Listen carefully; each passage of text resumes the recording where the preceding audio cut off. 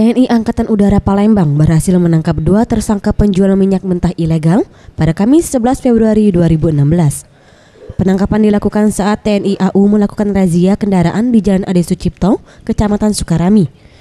2 tersangka yang membawa mobil dengan plat TNI Angkatan Darat ini tidak mau berhenti ketika diminta berhenti oleh pihak TNI AU. Dan dari pengejaran kendaraan ini, maka didapatkan 44 dirijen minyak jenis premium yang siap dijual.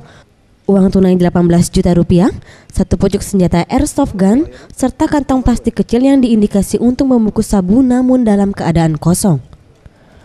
Menurut Letda Arif Kasubdit Salidik mengatakan, 1 tersangka yang ditangkap dalam razia ini 1 orang oknum anggota TNI Kodam 2 Sriwijaya. Selanjutnya 2 pelaku akan diproses secara hukum dan secara kode etik petugas. Katanya mau di order di ecar-ecar. Dia lewat arah ke mana? Talang Betutu ya?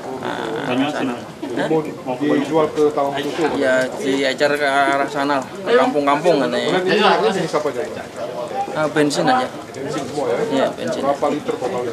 Semua 44.